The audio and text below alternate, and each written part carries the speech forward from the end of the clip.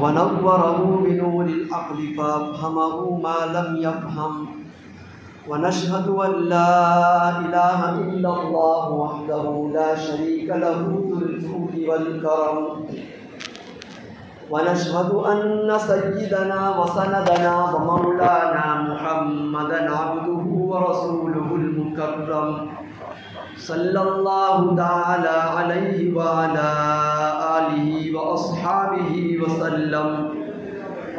अऊज़ु बिल्लाहि मिनश शैतानिर रजीम बिस्मिल्लाहिर रहमानिर रहीम। इन्न फ़िरऔन अला फ़िल अर्दि वजअल अहलहा शियआ यस्तज़इफ़ु ताइफ़तम मिनहुम व यस्तहयी निसाअहुम इन्नहु कान मिनल मुफ़्सिदीन।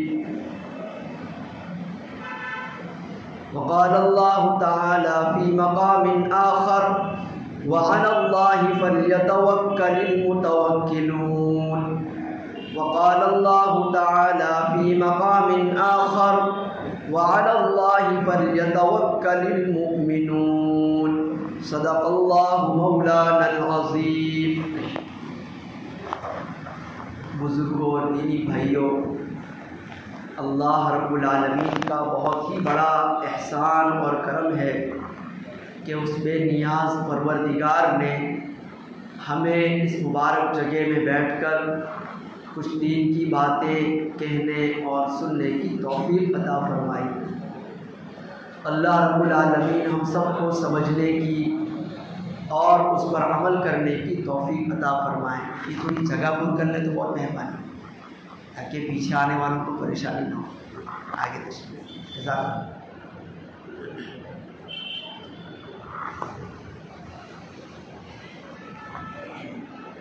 आज 15 अगस्त का दिन है। इस दिन में पूरे मुल्क में खुशी का एक माहौल होता है। हर मज़हब से ताल्लुक़ रखने वाला इंसान एक हिंदुस्तानी होने की हैसियत से खुशी का इजहार करता है। हर एक की खुशी का इजहार अपने अपने अंदाज में होता है। मुसलमान भी खुशी का इजहार करता है, लेकिन शरीयत के दायरे में रहते हुए। और मुसलमान का हक़ खुश होने का और खुशी ज़ाहिर करने का दूसरों के मुकाबले में ज़्यादा है। वजह उसकी यह है कि इस देश को आज़ाद कराने के लिए जिस कदर मेहनत और कुर्बानियाँ, जानी कुर्बानी, माल की कुर्बानी, वक्त की कुर्बानी मुसलमानों ने दी है, किसी और ने नहीं दी है। बदकिस्मती की बात यह है कि अब सच्चाई को छुपाने की कोशिश की जाती है। आम तौर पर छोटे बच्चों को या अखबारों के ज़रिए से इतनी सी बात बताई जाती है कि यह आज़ादी की लड़ाई बस 10-15 साल चली, उससे ज़्यादा कुछ नहीं। ये बात बताने की कोशिश की जाती है। हालांकि हिंदुस्तान की तारीख़ का और उसके इतिहास का अगर मुताला करें तो पता चलता है कि ये लड़ाई 250 साल तक चली है। और इस लड़ाई में हिस्सा लेने वाले सबसे पहले मुसलमान थे। मुल्क के ग़ुलाम हो जाने का जिस शख्स को ख़याल आया वो एक वक्त का बहुत बड़ा अल्लाह का वली था, बहुत बड़ा मुहद्दिस था, बहुत बड़ा मुफस्सिर था, बहुत बड़ा फ़क़ीह था और बहुत बड़ा आलिम दीन था। ये ऐसा शख्स था जो कुरान और हदीस का इल्म हिंदुस्तान में अरब के मुल्क से लेकर के आया और कुरान का फ़ारसी में तर्जमा उसी ने किया। इसका नाम है हज़रत शाह वलीउल्लाह मुहद्दिस दहलवी रहमतुल्लाहि ताला अलैह। अंग्रेज़ इस मुल्क में 1498 ईस्वी के अंदर आया था, 1498, यानी आज से 600 साल पहले। एक कश्ती के अंदर वो लोग पिकनिक के इरादे से आए थे, चंद लोग थे। उन्होंने यहाँ कुछ वक्त गुजारा, यहाँ के हालात का जायज़ा लिया और देखा कि बहुत हरा भरा इलाका है, अच्छी ज़मीन है, यहाँ बहुत कुछ कमाया जा सकता है। चुनांचे कुछ मुद्दत यहाँ रहने के बाद ये वापस अपने बड़ों के पास गए और उन्होंने रिपोर्ट दी कि अब बाकायदा मुनज़्ज़म तरीके से कारोबार ही की नीयत से पढ़े लिखे लोगों को भेजा जाए। चुनांचे ठीक 103 साल के बाद 1601 ईस्वी में, 1601, 1500 की पूरी सदी गुजर गई। वो 1400 में आए थे, 1498 में 2 साल गुजरने के बाद 1500 की सदी शुरू हो गई। अब कब तक रहे पता नहीं, लेकिन वक्त गुजारा उन्होंने, जा कर के रिपोर्ट दिया। तो ठीक 15वीं सदी ख़त्म हुई और 16वीं सदी शुरू हुई। तो 1603 ईस्वी में 100 आदमी की जमात, पूरे 100 आदमियों की जमात यहाँ पर आई। वो सारे के सारे पढ़े लिखे थे, बिजनेसमैन थे, कंपनी लगाने वाला उनका दिमाग था और बड़े होशियार किस्म के लोग थे, क्योंकि ख़ास मंसूबे के तहत उनको भेजा गया था। वो यहाँ आए और उन्होंने परमिशन ली, परमिशन मिल गई, ठीक है कारोबार कर सकते हैं, अच्छी बात है। उस ज़माने में जहांगीर की हुकूमत थी, यहाँ जो हुकूमत कर रहा था अखंड भारत के ऊपर, यानी हिंदुस्तान, पाकिस्तान, बांग्लादेश, अफगानिस्तान, श्रीलंका, ये पूरा अखंड भारत, उस पर हुकूमत कर रहा था जहांगीर। ये अकबर बादशाह का बेटा था, वो हुकूमत कर रहा था। परमिशन दे दी। चुनांचे उधर बंगाल की तरफ उन्होंने, कलकत्ता की तरफ ईस्ट इंडिया कंपनी के नाम से एक कंपनी की बुनियाद रख दी। उसके बाद फिर कारोबार शुरू किया, उनकी आमदनी बढ़ती चली गई, अच्छा खासा पैसा जमा हुआ तो दूसरी ब्रांच खोल ली। यूं करते करते करते मुल्क के बहुत सारे इलाकों में उन्होंने अपनी कंपनियों की बुनियादें डाली, उसको फैलाते चले गए। बिजनेसमैन का तरीका क्या होता है? यही होता है, एक कंपनी चल गई और दूसरी की फिक्र, दूसरी चल गई तो तीसरी की, तीसरी चली तो चौथी। तो वो तो आए ही थे बिजनेस की गर्ज से। ये सिलसिला शुरू हुआ, तकरीबन 1600 की सदी मुकम्मल हुई। इस पूरे अरसे में उन्होंने कोई ख़ास मुल्क के अंदर छेड़खानी नहीं की, बस सुकून के साथ कारोबार करते रहे। 1700 की सदी आई तो जहांगीर के बाद जो बादशाह था उसका नाम था आलमगीर, जिसको कहा जाता है औरंगज़ेब रहमतुल्लाहि ताला अलैह। ये बहुत बड़े आलिम थे, कुरान के बहुत बड़े हाफिज थे और जय्यद आलिम थे, मुफ्ती भी थे। इनके फतावा, लिखे हुए फतावा पूरी कई जिल्दों में, आज तक फतावा आलमगीरी के नाम से पूरा सेट मिलता है, तकरीबन 20-25 जिल्दों में। इतना बड़ा आलिम था ये, हुकूमत कर रहा था। ये भी बड़ा मजबूत आदमी था, इसकी मौजूदगी के अंदर भी कोई छेड़खानी वो कर न सके। जब उनका इंतकाल हो गया तो उसके बाद शाहजहां की हुकूमत आई, जिसने ताजमहल बनाया। 1700 की सदी, 1703 के अंदर आलमगीर रहमतुल्लाह अलैह का इंतकाल हुआ। उसके बाद शाहजहां की हुकूमत आई। ये कोई ख़ास मजबूत आदमी नहीं था, इसकी कमज़ोरी को उन्होंने भांप लिया और इन्होंने जो दूसरे बादशाह थे उनको आपस में लड़ाना शुरू किया। जब ये लोग आपस में ही लड़ने लगे, उनकी बड़ी कमज़ोरी ये रही कि दीन से हटे हुए थे। आलमगीर रहमतुल्लाह अलैह दीनदार आदमी थे, और ये जो बात के कुछ बीच में ऐसे आए जो कोई ख़ास दीनदार मिजाज वाले नहीं थे।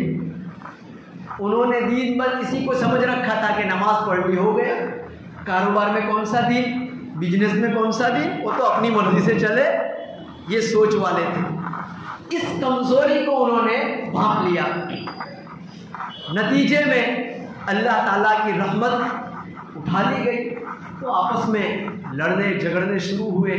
इस लड़ाई झगड़े का मौका उन्होंने मुनासिब समझा कि अब यहाँ पर हमला करना चाहिए, लेकिन एकदम से हमला करना मुनासिब न था, तो इन्होंने मजदूर के भेष में वहाँ से वो लोग अपने फौजी लाने लगे, मजदूर का लिबास पहनाकर फौजी लाने लगे, क्योंकि फौज का मुकाबला फौज ही कर सकती है, कोई और नहीं कर सकता। लाने लगे। इस तरह करते करते उन्होंने फौज की बड़ी खेप यहाँ पर तैयार कर ली। अब आहिस्ता आहिस्ता लोगों को परेशान करना शुरू किया, हुकूमत ने मुदाखलत करना शुरू कर दिया। होते हवाते शाह वलीउल्लाह रहमतुल्लाह अलैह ने उस वक्त के जो दूसरे हुक्मरान थे उनको ख़बरदार करना शुरू किया कि अब ये देश कुछ दूसरी लाइन की तरफ जा रहा है। जिस आज़ादी के साथ हम लोग यहाँ रहते थे, शायद ये आज़ादी हमसे ख़त्म होती हुई नज़र आती है। सबसे पहले उनके मुकाबले के लिए खड़ा हुआ सिराजुद्दौला, ये बंगाल के इलाके की तरफ हुक्मरान था, नेक आदमी था। उसने 1785 में सबसे पहले मुकाबला किया और सबसे पहली आज़ादी हासिल करने के लिए जंग जो हुई है 1785 में हुई, पहली लड़ाई। उसके बाद वो शहीद हो गए, लेकिन कामयाबी न मिल सकी। अंग्रेज और हिम्मत वाले हो गए और आगे बढ़ते चले गए। दूसरी लड़ाई 1799 यानी 1799 उसके अंदर हुई है मैसूर के इलाके में सुल्तान टीपू रहमतुल्लाहि ताला अलैह, इनके साथ हुई है। ये बड़ा नेक बादशाह था, तहज्जुद गुजार था। बालिग होने के बाद से लेकर मौत तक कभी इसने कोई फर्ज नमाज नहीं छोड़ी। बालिग होने से लेकर मौत तक कभी इसने तहज्जुद की नमाज भी नहीं छोड़ी। इतना बड़ा बादशाह। हमें तो टेलीविज़न पर दिखाया गया कि दाढ़ी भी नहीं थी, ये सब छूट। इतना बड़ा नेक आदमी हो और वो रसूलुल्लाह की सुन्नत को ना अपनाए, ये हो ही नहीं सकता है। झूठ फैलाया गया। ये बड़ा नेक बादशाह था, इसने लड़ाई लड़ी उनके साथ, लेकिन कुछ गद्दारों की गद्दारी की वजह से वो भी बेचारे शहीद हो गए। उनकी बनाई हुई जामे मस्जिद आज भी मौजूद है मैसूर के इलाके में। उसके बाद फिर ये लोग और आगे बढ़े, यहाँ तक के 1803 में ये बंगाल की तरफ से बढ़ते बढ़ते बढ़ते बढ़ते दिल्ली तक पहुँचे। कैपिटल दिल्ली था, वहाँ तक पहुँच गए। वहाँ पहुँचने के बाद किले के ऊपर हमला कर दिया और कब्जा कर लिया उसके ऊपर, और ऐलान कर दिया कि आज से मखलूक खुदा की रहेगी, मुल्क बादशाह का रहेगा, लेकिन हुकूमत हमारी चलेगी। हम जैसा कानून लागू करेंगे उसी कानून के मुताबिक तुमको चलना होगा। ये गोया कि मुकम्मल कब्जा उन्होंने कर लिया और गुलाम बनाने का ऐलान भी कर दिया। इस ऐलान के बाद लोग बहुत बेचैन हुए, अब क्या किया जाए। शाह वलीउल्लाह रहमतुल्लाह अलैह के ख़ानदान ही के एक बहुत बड़े आलिम गुजरे हैं, शाह अब्दुल अजीज़ रहमतुल्लाह अलैह। उन्होंने फतवा दिया कि अंग्रेज़ों का मुकाबला करना हर मुसलमान पर फ़र्ज़ है। ज़्यादा टारगेट वो मुसलमान को बना रहे थे, क्योंकि उन्होंने महसूस कर लिया था कि यही कौम जिंदा है, मुकाबला अगर कर सकती है यही कौम है। और इनका पुराना तजर्बा है, जब भी वो नेक और दीनदार मुसलमानों के मुकाबले में खड़े हुए हैं, हमेशा मुंह की खाई है, कभी ये कामयाब नहीं हो सके। तो इस वजह से यहाँ पहले से ही उन्होंने टारगेट मुसलमान को बनाना शुरू किया, उन्हीं के लोगों को परेशान करना शुरू किया, दीन पर हमले शुरू कर दिए। अपने पादरियों को चौकों चौराहों के अंदर खड़ा कर दिया जाता था। वो खुलकर इस्लाम की मुखालफत करते थे, अल्लाह के रसूल की तौहीन करते थे, कुरान की तौहीन करते थे। ये सिलसिला शुरू हो गया। इन सब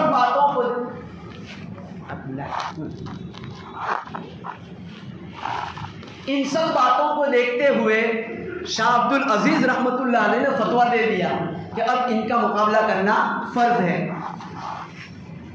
इस फतवे के ऊपर अमल करने के लिए उलमा तैयार हो गए।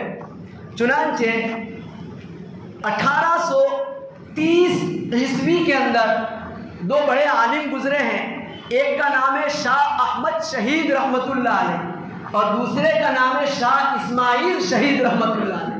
ये दोनों राय बरेली के रहने वाले थे। पूरा जिला है राय बरेली, वहां के रहने वाले थे।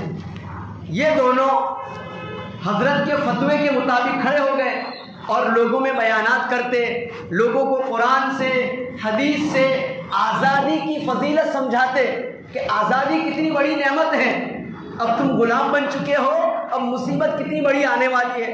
अल्लाह का दीन भी समझाते। इस तरीके से लोगों को अपनी हिमायत में उन्होंने ले लिया। वो आगे बढ़ते चले गए और लोग उनके साथ जुड़ते चले गए। एक बड़ा लश्कर तैयार कर लिया इंग्रेज का मुकाबला करने के लिए। चुनांचे उन्होंने फिर लड़ाई शुरू की। लड़ते लड़ते बालाकोट की पहाड़ियों में वहां तक पहुंच गए और वहां जाकर ये दोनों बुजुर्ग अल्लाह को प्यारे हो गए, शहीद हो गए दोनों के दोनों। लेकिन उन्होंने जो मिशन उठाया था इंग्रेज की मुखालफत का, वो जिंदा रहा। जो लोग बचे थे उसमें बहुत सारे उलमा मौजूद थे। उन्होंने बाजी संभाल ली और कमान अपने हाथ में ले ली और ये सिलसिला चला यहाँ तक के होते हवाते 1857 का ज़माना आया। 1857 में वापस दिल्ली के तकरीबन 34 उलमा ने फतवा दिया, वापस दोबारा फतवा शाये किया कि इंग्रेज की मुखालफत में और उससे लड़ाई करना हर मुसलमान का फर्ज है। जो भी उनसे मुकाबला करते हुए मरेगा वो शहीद कहलाएगा, क्योंकि हम अब अपने दीन पर अमल करने में आज़ाद नहीं रहे। इंग्रेज ने हमको पाबंद कर दिया है। हमारी मस्जिदों को गिराया जा रहा है, मदरसों पर पाबंदियां लगाई जा रही हैं, मुसलमानों को परेशान किया जा रहा है।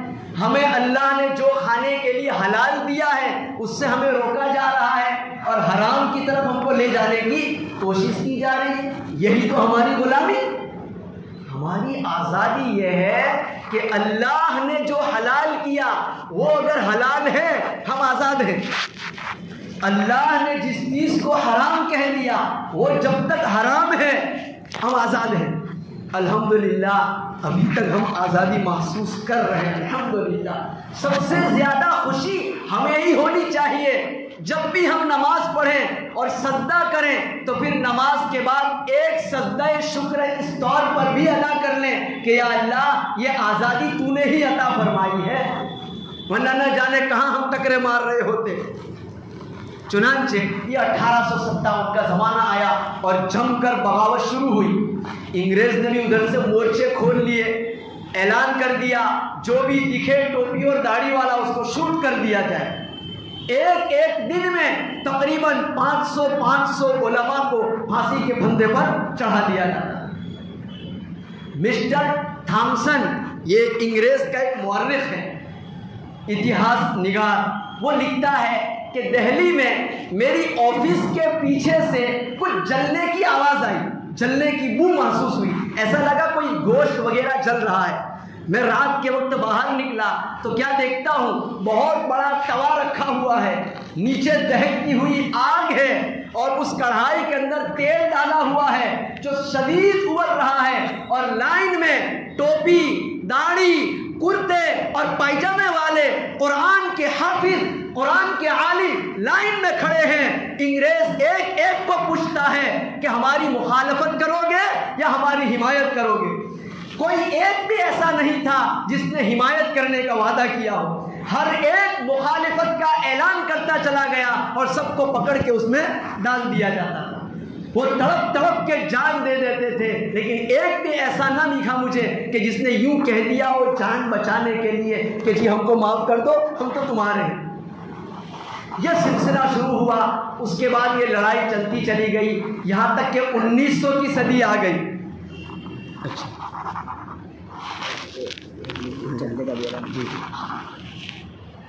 1900 की सदी आई। 1922 के अंदर उन्होंने 1922 में उन्होंने देखा कि ये तो यहाँ के मुसलमान तो आपस में जुड़े हुए हैं। अच्छा एक बात और बताऊं, 1857 की लड़ाई के बाद से फिर यहाँ के दूसरे धर्म के लोग भी जुड़ने लगे, उससे पहले कोई नहीं। उसके बाद से धीरे धीरे यहाँ के जो दूसरे बिरादराने वतन थे, सिख हो हिंदू हो, सब के सब धीरे धीरे जुड़ने लगे। इन्होंने देखा कि ये तो आपस में बहुत मजबूत है, इनको तोड़ना पड़ेगा। कैसे तोड़ें? कहा इनमें आपस में लड़ाई कराओ।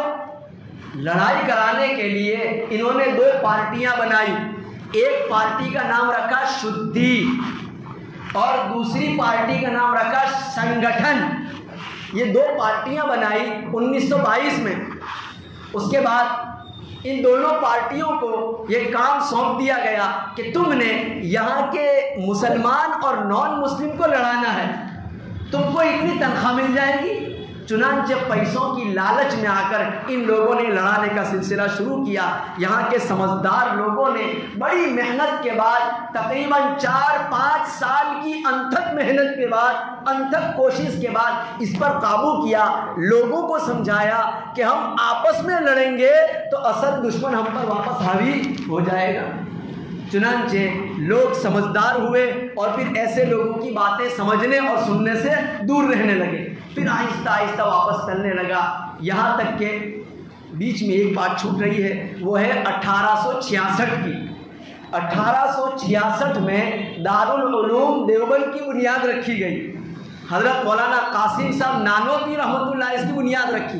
मकसद ये था कि हम मुस्लिम कौम के बच्चों को दीन की तालीम भी देंगे और जज्बे जिहाद से मालामाल करेंगे, दुश्मन से लड़ने का हौसला पैदा करेंगे। चुनांचे बाद में 1857 के बाद 1866 ये बुनियाद बढ़ गई। यहीं का निकला हुआ एक दरख्त के नीचे एक उस्ताद और एक शागिर्द पढ़ते हैं और पढ़ाते हैं। उस्ताद का नाम भी महमूद और उस शागिर्द का नाम भी महमूद। चुनांचे इसी जो शागिर्द ने जिसका नाम था महमूद, उसने जंगे आज़ादी में भरपूर हिस्सा लिया, जिसको आज शेखुल हिंद के नाम से याद किया जाता है। ये देवबंद के रहने वाले थे। इन्होंने रेशमी रुमाल की तहरीक चलाई। रेशमी रुमाल कपड़ा था, उसके ऊपर इस अंदाज में तहरीर लिखी जाती थी कि हर कोई उसको पढ़ न सके और वो छुप छुपा कर विदेश भेजने की कोशिश की जाती थी। हमारे मुल्क के जो अतराफ में मुस्लिम ममालिक थे, उनके बादशाहों तक वो रुमाल पहुंचाने की कोशिश की जाती थी। उनको ये बताया जाता था कि हमारा मुल्क गुलामी की जंजीरों में जकड़ चुका है, थोड़ी सी हमारी तरफ तवज्जो दी जाए। हम लड़ रहे हैं लेकिन माली ताउन और माली इमदाद की हमें ज़रूरत पड़ेगी और फौज की भी ज़रूरत पड़ सकती है। यह तहरीक चली और एक हद तक ये तहरीक कामयाब हुई।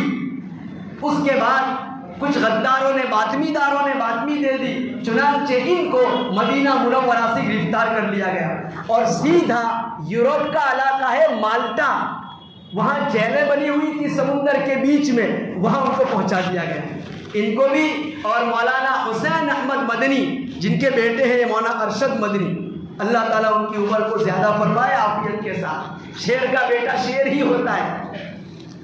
ये दोनों पहुँच गए। लंबे अरसे तक माल्टा की जेल में रहने के बाद बहुत कोशिश की कि इनको जान से मार दिया जाए, लेकिन जब तक अल्लाह न मारे कोई नहीं मार सकता। सारी तकलीफें बर्दाश्त करने के बाद ये सही सलामत वापस आए। उसके बाद फिर वापस यहाँ पर आए, लेकिन तब तक मुल्क को आज़ादी का परवाना मिल चुका था। फिर ये सिलसिला आगे बढ़ा। 1930 और 29 ये 2 साल ऐसे थे कि इसमें महात्मा गांधी ये बीच में फिर शरीक हुए और इन्होंने दांडी यात्रा निकाली और मकसद ये था कि लोगों को जोड़ा जाए। जैसे शाह अहमद ने लोगों को जोड़ा, शाह इस्माइल शहीद ने लोगों को जोड़ा, इसी तरह लोगों को जोड़ना मकसूद था। ये अपने मिशन में कामयाब हुए। हिंदू भी जुड़ते गए, मुसलमान भी जुड़ते गए, उलमा भी जुड़ते गए, पब्लिक भी जुड़ती गई और होते हवाते 1947 का वक्त आया। 15 अगस्त की तारीख थी और 1947 का साल था कि मुकम्मल तौर पर इस देश के लिए आज़ादी का ऐलान कर दिया गया। कहने का खुलासा ये है कि इस लड़ाई में सबसे ज़्यादा खून हम मुसलमानों का बहा है, माल भी हमारा ही लगा है, लिहाजा हम इस देश के ज़्यादा हकदार हैं। इसकी हिफाजत करना ये हमारी बड़ी जिम्मेदारी है। जब कोई इंसान घर को दुश्मन के कब्जे से छुड़ाता है तो अब दोबारा उसकी कोशिश ये रहती है कि दुश्मन से बेफिक्र ना हो जाए। अगर वापस दुश्मन से बेफिक्रा हो गया वापस कब्जा कर लेगा। हमें बेफिक्रा नहीं हो जाना है। वापस हालात ऐसे बनाए जा रहे हैं कि ऐसा महसूस होता है कि वापस मुल्क गुलामी की डगर की तरफ जा रहा है। नमाजों पर पाबंदी, रोज़ों पर पाबंदी, मस्जिदें तोड़ी जाती हैं। ये सब काम करने वाले वही लोग हैं जो 2 संगठन वहाँ तैयार किए गए थे, उन्हीं के बचे हुए लोग हैं जो आज पूरी अंग्रेज़ की पॉलिसी पर अमल कर रहे हैं। लेकिन हमें मायूस नहीं होना है। अल्हम्दुलिल्लाह इस देश में इन गिने चुने शरीर लोगों के अलावा बहुत बड़ा तबका वो है जो इस देश में अच्छा ख्याल रखता है, जिनकी ये सोच है कि देश में जो कानून आज़ादी के बाद बनाया गया था कि हर एक अपने मज़हब के मुताबिक जिए, ऐसी सोच रखने वाले आज भी मौजूद हैं। उनको साथ में ले करके, उनको कंधे से कंधा मिला करके हमें ऐसे लोगों को जड़ से ही उखाड़ने की कोशिश करनी चाहिए। और इसके लिए हमारे पास बेहतर मौका कौन सा होता है? वोट का। इलेक्शन का ज़माना आता है तो बदकिस्मती से अच्छे खासे लोग बिक जाते हैं चंद टकों की लालच। ऐसा नहीं करना चाहिए। हम बहैसियत मुसलमान के बहुत बड़े जिम्मेदार नागरिक हैं इस देश के। इस देश पर हमारा बड़ा हक है, लिहाजा इसकी हिफाजत की जिम्मेदारी जितनी दूसरों पर आती है उतनी हमारे ऊपर भी आती है। जितनी इंसान इस आज़ादी की कदर करेगा अल्लाह पाक इसकी आज़ादी को बरकरार रखेंगे। और आज़ादी की कदरदानी की एक शक्ल ये है कि जिस मकसद के लिए आज़ादी हासिल की गई थी वो मकसद पूरा होना चाहिए। आज़ादी का मकसद क्या था? ये हमारा घर है, हम इस घर में अल्लाह की इबादत करेंगे। ये पूरा मुल्क हिंदुस्तान हमारा घर है, हम अपने घर में आज़ादी से अल्लाह के कानून पर अमल करेंगे। इसका मतलब ये निकला कि मुसलमान जब तक दीन इस्लाम को मजबूती से पकड़े रहेंगे, इस्लाम के एक एक हुक्म पर जान जान कर अमल करेंगे, अल्लाह ताला हमें किसी का गुलाम नहीं बनने देगा। और जब कभी हम अल्लाह की इस नेमत से मुंह फेरेंगे अल्लाह ताला दुश्मन को हम पर मुसल्लत कर देंगे। तो इस वजह से ये 5 वक्त की अजानें होती हैं, ये अजानें आज़ादी की याद दिलाती हैं। लिहाजा इन अजानों की कदर करनी चाहिए। इससे पहले कि ये माइक बंद कर दिए जाएं, इससे पहले कि मस्जिदों को ताले लगा दिए जाएं, जब किसी घर में कोई रहने वाला ना हो तो फिर शैतान उसमें बस जाते हैं, शैतान उसमें आबाद हो जाते हैं। फारसी वाला कहता है ने चू खाना खाली शवन देवा आमदन। जब घर खाली होता है, घर वीरान होता है तो जिन उसमें आबाद हो जाते हैं। लिहाजा जब तक इन घरों को हम अपने सजदों से आबाद रखेंगे, बदकिस्मती ये है कि जुमा की नमाज में तो माशाअल्लाह अच्छे खासे आ जाते हैं, लेकिन फजर की नमाज में न होने के बराबर। हर जगह का ये अलमिया है, न जाने मुसलमानों को ये मालूम क्यों नहीं हो जाता कि फजर की नमाज फर्ज है, जोहर की नमाज भी फर्ज है, असर की नमाज भी फर्ज है, और मगरिब भी फर्ज है, और इशा भी फर्ज है। 5 वक्त की अज़ानें गूंजती हैं, अल्लाह का मुअज्जिन कामयाबी की तरफ बुलाता है, हय्या अलस सलाह, नमाज के लिए आओ, हय्या अलल फलाह, इसी में कामयाबी है, इस कामयाबी की तरफ आओ। हम अल्लाह के घर को आबाद रखेंगे 5 वक्त के शर्तों के साथ, अल्लाह ताला हमारे घर को भी, हमारे देश को भी, हमारी औलाद को भी, हमारी नस्लों को भी अल्लाह ताला आबाद और शाद रखेगा। अल्लाह तबारक व ताला इस देश की पूरी हिफाजत फरमाए और शरारत करने वालों से तख्ता ही ले ले और अच्छे लोगों को इक़्तिदार और हुकूमत की लगाम अता फरमाए और हमें इस मुल्क की कदरदानी करने की तौफीक अता फरमाए। वमा अलैना इल्लल बलाग। ये मस्जिद का काम अभी तक चल रहा है और अब बहुत थोड़ा सा काम बाकी रह गया है, लिहाजा दोस्तों से गुजारिश है कि जितना हो सके इसमें बढ़ चढ़ के ताउन करें। इस दुनिया में भी इसका फ़ायदा होगा और आखिरत के अंदर भी फ़ायदा होगा।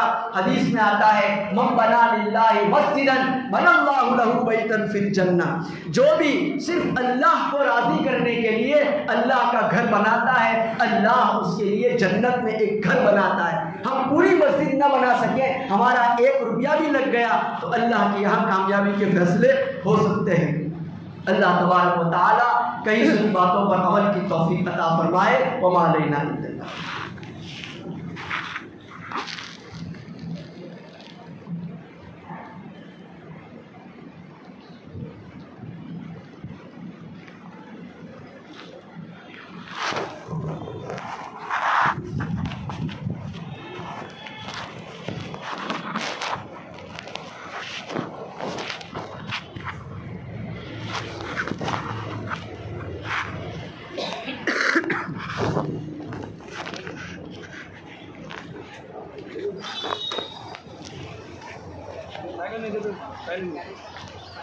ना भाई